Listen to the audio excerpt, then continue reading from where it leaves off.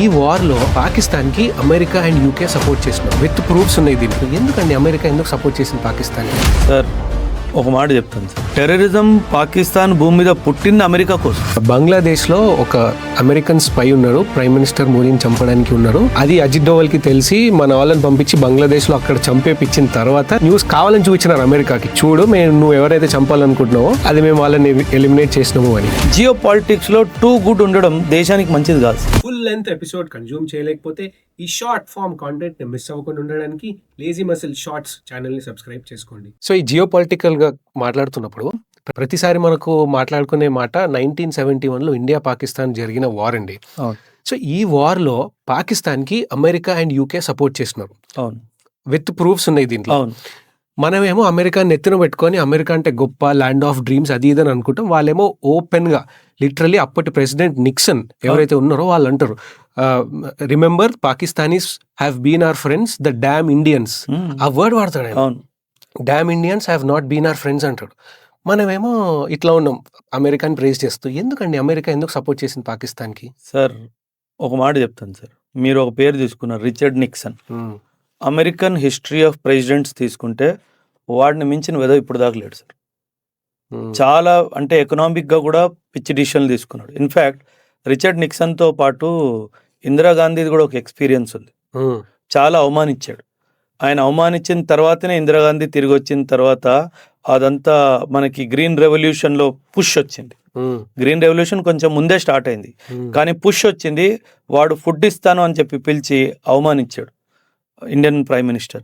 So that is when Indira Gandhi కోపం వచ్చింది. And అప్పుడే ఈస్ట్ పాకిస్తాన్ ప్లాన్ స్టార్ట్ అయింది sir. Then she decided, I have to teach a lesson to America, I have to teach a lesson to Pakistan. And 1971 we taught a lesson. మీరు అడిగారు America ఎందుకు పాకిస్తాన్కి support చేస్తుంది అంటే, పాకిస్తాన్ మీద ప్రేమ ఏం కాదు సార్. పాకిస్తాన్ని ఓపెన్గా చెప్పాలంటే వాడుకుంటుంది సార్. పాకిస్తాన్ని వాడుకుంటుంది. దేనికి వాడుకుంటుంది? ఆఫ్ఘనిస్తాన్లో ఎంటర్ అవ్వడానికి వాడుకుంటుంది. సెంట్రల్ ఏషియన్ కంట్రీస్తో కాంటాక్ట్ ఉండడానికి వాడుకుంటుంది. ఎందుకంటే పైన రష్యా ఉంది, ఈస్ట్లో చైనా ఉంది. సో వాళ్ళ దగ్గరికి వెళ్ళాలి అంటే ఒక గేట్వే టు సెంట్రల్ ఏషియా కావాలి. Pakistan is a gateway to central Asia for America. అందుకే వాడు ఎన్ని అదవ పనులు చేసినా సరే అమెరికా కళ్ళు మూసేసుకుంటుంది.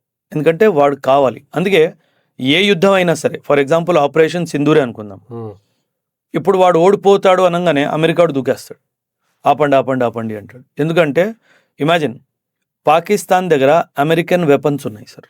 ఇప్పుడు నేను పాకిస్తాన్ని చిత్తుగా ఓడిచ్చేసాను అనుకోండి, అక్కడ ఓడిపోయింది పాకిస్తాన్ కాదు, అక్కడ ఓడిపోయింది అమెరికన్ వెపన్ సిస్టమ్.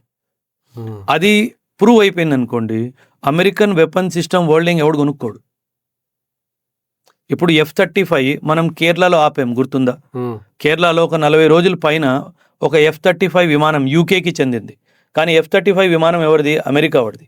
F-35 విమానం మన కేరళలో 40 రోజులు పైగా బ్లాక్ చేసాం. దాన్ని మనం లాక్ చేసేసాం. అది ఇంజన్ ఆన్ అవ్వకుండా చేసాం సార్. 45+ డేస్. 16 కంట్రీలు F-35 ఆర్డర్స్ని విత్డ్రా చేసుకున్నారు సార్. 16 కంట్రీలు. నేను ఒక్క పని చేస్తే 16 కంట్రీలు ఆర్డర్లు పోయినాయి. ఒక్కొక్క కంట్రీ ఆర్డర్లు 80 విమానాల ఆర్డర్లు. They have taken it back. We don't trust your air craft. అది ఇండియా నేర్పిన లెసన్ అమెరికాకి. ఇది వాస్తవం సార్, ఎవరు మాట్లాడరు. సో పాకిస్తాన్ ఓడిపోయాడు అంటే అమెరికా ఓడిపోయాడని లెక్క. సో ఇప్పుడు పాకిస్తాన్కి తోడు చైనా కూడా జాయిన్ అయిపోయాడు. సో F-16s కానీ, మిజైల్ సిస్టమ్స్ కానీ, స్టింగర్ మిజైల్స్ కానీ, ఇవన్నీ అమెరికన్ ఆరిజిన్ వెపన్స్. వాడు మన చేతుల్లో ఓడిపోయాడంటే అమెరికా ఓడిపోయినట్లే. అండ్ మనది రష్యన్ వెపన్స్ కాబట్టి రష్యా గెలిచినట్లు లెక్క. సో అందుకే పాకిస్తాన్ని ఎవ్వరు ఎప్పటికీ ఓడిపోనివ్వరు సార్. అది. కానీ 1971 వార్లో మనం ఒక తప్పు చేసాం సార్. తప్పు అంటే maybe it was not feasible at that time. 92,000 soldiers, 93,000 soldiers, Pakistani soldiers prisoners of war sir. మనము వాళ్ళని ఊరికే వదిలేసాం సార్.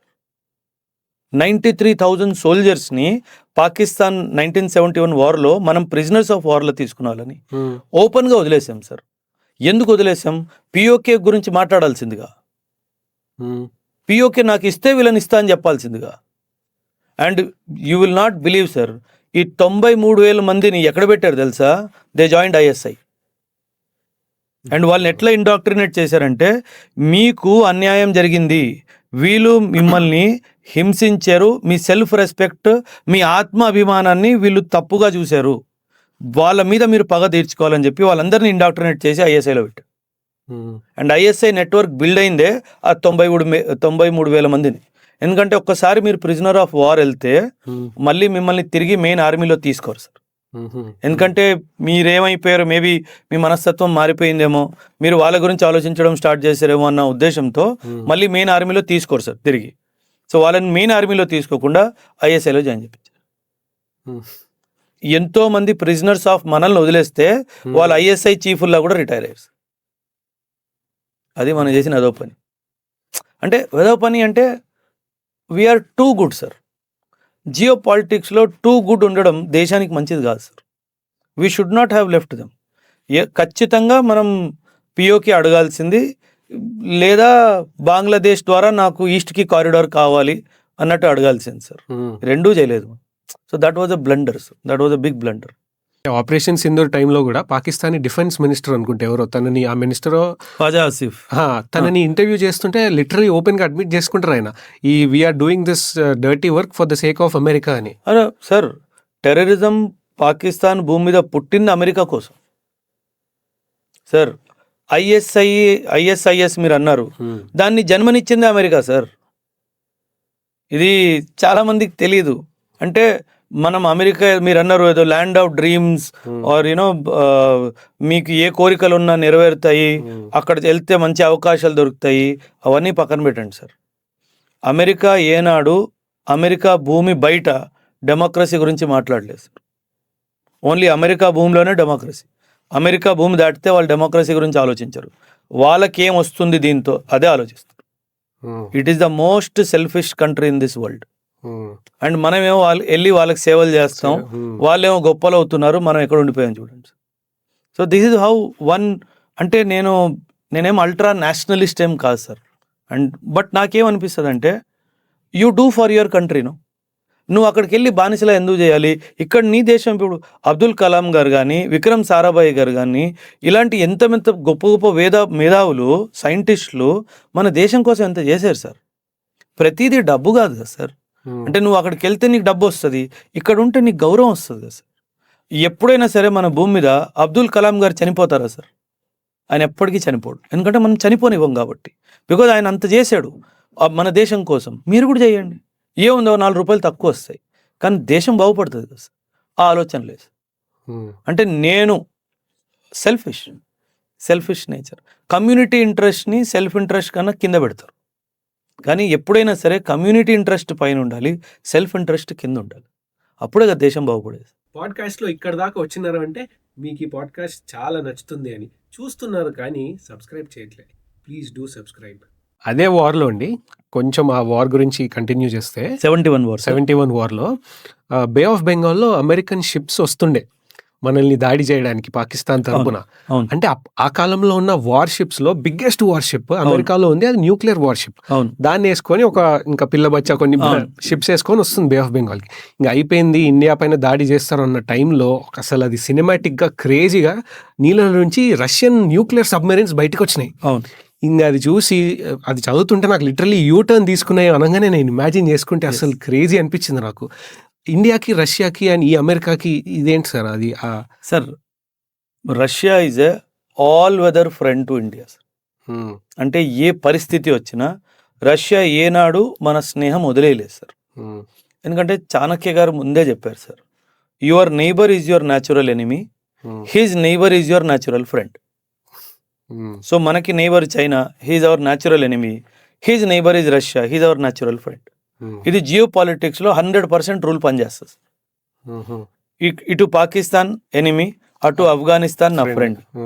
ఇది జరుగుతుంది sir. This is how history has been. అందుకే రష్యా ఏంటంటే sir, Russia is a country, వాళ్ళకి ఏంటంటే వాళ్ళకి చైనాతో థ్రెట్ ఉంది. రష్యా, ఇది చాలా మంది తెలీదు. ఇన్ఫాక్ట్ రీసెంట్గా కొన్ని డాక్యుమెంట్స్ లీక్ అయ్యాయి Russian intelligence. Russian intelligence agency telling China is our biggest enemy. Imagine, Russia చైనాని బ్రదర్స్ అంటారు, కానీ ఇంటెలిజెన్స్ ఏజెన్సీ ఏం చెప్తుంది, మనకు అతిపెద్ద శత్రువు చైనా. ఇప్పుడు చైనా శత్రువు అయినప్పుడు నేను ఫ్రెండ్ అయిపోతాను కదా సార్. సో అందుకే Russia will definitely use India to control China. అందుకే వెపన్స్ సిస్టమ్స్ అన్నీ మనకి ఇస్తాడు. చైనా కూడా అమ్ముతాడు, కానీ మనకు కూడా చాలా అమ్ముతాడు. సో ఆ బాండింగ్ ఎప్పటికీ మనకు పనిచేస్తుంది sir. Russia is an all weather friend of India. So మనం రష్యాని అందుకే సార్ నమ్ముతాం. అది అంటే అమెరికాకి రష్యాకి తేడా ఫ్రెండ్షిప్లో ఏంటో చెప్తాను వినండి సార్. అమెరికా వాడు ఎప్పుడు కూడాను ఆయుధాలు మనతో పాటు కలిసి ప్రొడక్షన్ చేయడు సార్, మనకు అమ్ముతాడు. సో ఏంటి, బయ్యర్ సెల్లర్ రిలేషన్షిప్. రష్యా వాడు అట్లా కాదు సార్, మనం కలిసి ప్రొడక్షన్ చేద్దాం అంటాడు. You saw the BrahMos, BrahMos missile, Brahmaputra నది అండ్ మాస్కో రివర్. సో అది బ్రహ్మోస్ అని చెప్పేసి మనం డెవలప్ చేసాం sir. World's most advanced cruise missile. అసలు వరల్డ్ దగ్గర బ్రహ్మోస్కి ఆన్సరే లేదు సార్ ఇప్పుడు కూడా, ఇంక్లూడింగ్ అమెరికా, ఇంక్లూడింగ్ చైనా, ఎవరి దగ్గర బ్రహ్మోస్కి ఆన్సరే లేదు. ఎందుకంటే క్రూజ్ మిజైల్లో స్పీడ్ ఆఫ్ ది సౌండ్ని దాటింది ఇది ఒక్కటే missile. Simple sir, cruise missile అంటే ఇది గాల్లో స్ట్రైట్ పోదు, భూమికి నేప్ ఆఫ్ ది అర్త్ అంటారు, భూమికి క్లోజ్గా ఫాస్ట్గా వెళ్తుంది. ఇప్పుడు దీన్ని ఢీ కొట్టాలంటే ఇంకొక మిజైల్ దీనికన్నా ఫాస్ట్గా వెళ్ళాలి కదా, దీనికన్నా ఫాస్ట్గా వెళ్ళే మిజైలే లేదు cruise missile. So BrahMos is undefeatable. అందుకే more than 30 countries are asking India to sell BrahMos. Operation Sindoor తర్వాత ఎస్, ఎవరి దగ్గర ఎక్స్ప్లెనేషన్ లేదు సార్. And precise 0.3 meters. అంటే ఇప్పుడు మనం ఇక్కడ కూర్చొని పాడ్కాస్ట్ చేస్తున్నాము, ఈ సెంటర్ లో వేయాలి అనుకుంటే అది సెంటర్ లోనే వచ్చి పడుతుంది. మీ మీదికి రాదు, నా మీద కూడా రాదు. Precision 0.3 meters. వరల్డ్ లో ఏ మిజైల్ లేదు sir. That is the greatness of BrahMos. అందుకే that's why Russia trust India. And BrahMos 1.0 Russia వాడు ఏమన్నాడు, నువ్వు ఎవరికి అమ్ముకోవాలనిపిస్తే అమ్ముకో, నో ప్రాబ్లం, నాకు ఎటువంటి అబ్జెక్షన్ లేదని కూడా అనేసి. సో 290 kilometers వరకు ఏ టార్గెట్ ఉన్నా నేను తలుచుకున్న రోజు, నేను తలుచుకున్న టైంలో, నేను తలుచుకున్న విధంగా 0.3 meters అక్యురసీతో లేపేయగలం సార్. ఆపరేషన్ సింధూర్లో Nur Khan base nuclear command centre ఎవరిది, పాకిస్తాన్ వాడిది. న్యూక్లియర్ కమాండ్ సెంటర్ అంటే భూమి లోపల ఉంటుంది సార్. దాని మీద 5 meters స్టీల్ కాంక్రీట్ ఉంటుంది, రీఇన్ఫోర్స్ స్టీల్ ఉంటుంది, కాంక్రీట్. మనం దాని మీద ఎలా అటాక్ చేసాం తెలుసా, దాని ఏసీ వెంట్ బయటకు వెళ్తుంది. ఏసీ వెంట్ ఉంటుంది కదా సార్, ఏసీ వెంట్. ఆ వెంట్ ఎంత, 0.5 meters. దాని లోపల నుంచి బాంబు పంపించాను సార్. సీది అక్యురసీ, బికాజ్ మొత్తం కాంక్రీట్, ఆ 5 meters కాంక్రీట్ ని నేను ఎట్లా దాటిపోవాలి లోపలికి, ఏసీ వెంటనే కనుక్కున్నా ఎక్కడుందో, అంత ప్రిసిజన్ గా వెంట లోపల వేసా బాంబు. అంటే మనం ఇక్కడ నుంచి కూర్చొని రాళ్ళేస్తాం చూడండి, 290 kilometers దూరంలో కూర్చొని రాయేసాను. So that is where America got. See nuclear command centre పాకిస్తాన్ది, కానీ దాన్ని కంట్రోల్ చేసేది అమెరికా. అందులో ఎంతమంది ఉన్నారు, ఎంతమంది చచ్చిపోయారు, ఎవరు మాట్లాడలేదు ఇప్పుడుకొచ్చి. న్యూక్లియర్ కమాండ్ సెంటర్ అంటే మినిమం జనరల్ ర్యాంక్ ఆఫీసర్ కూర్చొని ఉంటాడు at any given point of time. Pakistan never told about it. And ఎంతమంది అమెరికన్స్ చచ్చిపోయారో తెలియదు. న్యూక్లియర్ లీక్ అయిందని చెప్పేసి ఇమ్మీడియట్ గా సీజ్ ఫైర్ చేయించాడు. అంటే నేనేంటో పాకిస్తాన్కి అమెరికాకి చూపించేశాను. పాకిస్తాన్ మళ్ళీ మన జోడికి రాడు సార్, అరుస్తాడు, ఖచ్చితంగా అరుస్తాడు, బట్ రాడు. వాడికి అర్థమైపోయింది I'm no match to India అనేసి. అందుకే అటు వెళ్ళాడు ఆఫ్ఘనిస్తాన్ పోయి, మనం అటు వెళ్ళి మళ్ళీ. కరెక్ట్. ఈ బ్రాహ్మోస్ది కూడా నేను చదువుతున్నప్పుడు 51% మనది, 49% రష్యాది అని, కావాలని చెప్పి ఓనర్షిప్ లో స్టేక్ మనకి ఎక్కువ ఇచ్చాడు. సో దట్ నువ్వు భయపడకు, ఇది నీదే. అది స్నేహం sir, that is friendship. No, true friend sir. ఇదే కాదు, 1971 వార్ మీరు ఆ విషయం తీసుకొచ్చారు కాబట్టి ఐక్యరాజ్య సమితి సెక్యూరిటీ కౌన్సిల్లో ఇండియా పైన రెజల్యూషన్ అమెరికా చైనా వాడు వేస్తే వీటో చేసింది రష్యా. యూఎస్ఎస్ఆర్ వీటో చేశాడు. వీటో చేయడమే కాదు, మీరు అన్నట్టుగా న్యూక్లియర్ సబ్మరీన్స్ పైకి రాగానే వీళ్ళందరూ పారిపోలా. సో అలాంటి ఫ్రెండ్ ఉన్నప్పుడు ఇంకెందుకు భయం సార్, ఎవరితో భయపడాలి మనం. సో ఇప్పుడు ఎంత ప్రెషర్ ఉంది సార్ రష్యా మీద, నాకు ఆయిల్ అమ్మొద్దు అని. ఏ రోజైనా రష్యా సరే నేను అమ్మను ఇండియాకి అన్నాడా? అన్నాడు సార్. వాడు రష్యా ఈజ్ వన్ కంట్రీ, వాళ్ళు అనుకున్నది సాధిస్తారు సార్. దానికోసం వాడు చచ్చిపోతాడు అన్నా సరే వాడికి అసలు ఆలోచనే రాదు సార్. నేను ఇది చేయాలి అంటే నేను ఇది చేయాలి అంతే. I will sell oil to India, నువ్వు ఏమైనా చేసుకో. So that is wear the true friendship comes to play. అందుకే జయశంకర్ గారు కూడా గ్లోబల్ స్టేజ్ పైన ఆయిల్ కొని నువ్వు రష్యా ఉక్రెయిన్ వారిని సపోర్ట్ చేస్తున్నావు అంటే కూడా Russia had always been our time tested friend. Time tested friend and always friend in need. నాకు అవసరం ఉన్నప్పుడు సార్, మనకు అవసరం ఉన్నప్పుడు అమెరికా ఏనాడు మనతో లేదు సార్. 1999 కార్గిల్ వార్లో మన దగ్గర వెపన్ లొకేటింగ్ రెడార్ మనం అమెరికా నుంచి కొనుక్కున్నాం. వెపన్ లొకేటింగ్ రెడార్ పని ఏంటి? అక్కడ వాళ్ళు గన్స్ నుంచి ఫైరింగ్ చేస్తే వాళ్ళ గన్ పొజిషన్ డీటెయిల్స్ మనకి ఇవ్వాలి. అది వెపన్ లొకేటింగ్ రెడార్ పని. అమెరికా వాడు ఏం చేశాడు, దీని సిస్టమ్ ని డిస్టర్బ్ చేసేసి మనకి రాంగ్ ఇన్ఫర్మేషన్ ఇచ్చేటట్టు చూశాడు. అంటే వార్ థియేటర్ లో, బ్యాటిల్ ఫీల్డ్ లో మోసం చేశాడు మనకి. అమెరికా వాడిని ఎందుకు నమ్ముతాను సార్ నేను? So that is why India never trust America. America ఏంట్లా అంటే సార్, కంట్రోల్ తన దగ్గరే ఉండాలి అంటది. ఒక వస్తువు అమ్మినా సరే దాని కంట్రోల్ నా దగ్గరే ఉండాలి అంటది. F-35 లో there is a death switch. F-35 is the most advanced aircraft in present times. There is a death switch in the F-35. America వాడు ఆ బటన్ నొక్కాడు అనుకోండి, ఆ విమానం ఎక్కడుంటే అక్కడ అయిపోయింది. అలాంటి విమానం మనం ఎందుకు sir? So that is how America is a bad country. మనం మిక్స్ కొన్నాము, సుఖోయిస్ కొన్నాము రష్యా నుంచి. ఏనాడు ఏమన్నా ప్రాబ్లం వచ్చిందా సార్? ఏనాడు problem? That is the value of true friendship with Russia. ఇందాక మనం మాట్లాడుకున్నప్పుడు మన పక్క రాజ్యం శత్రువు రాజ్యం మన మిత్రుడు అని అనుకున్నాం కదా. అట్లా మనకి పాకిస్తాన్కి ఆఫ్ఘనిస్తాన్ శత్రువు, మనకి ఇండియాకి ఆఫ్ఘనిస్తాన్ ఇస్ మిత్రుడు. ఇప్పుడు రీసెంట్ నాట్ ఓన్లీ ఈ ఒకే లాజిక్ కాదు సార్, హిస్టారికలీ మనకు ఆఫ్ఘనిస్తాన్ ఫ్రెండే. హిస్టారికలీ కూడా ఈ ఒక్క లాజిక్కే కాదు, హిస్టారికలీ ఆఫ్ఘనిస్తాన్ ఇండియాని ఎప్పుడు హాని కలిగించలేదు. ఇండియా ఎప్పుడు ఆఫ్ఘనిస్తాన్ కి హాని కలిగించలేదు. ఇది చాలా మందికి తెలియదు సార్.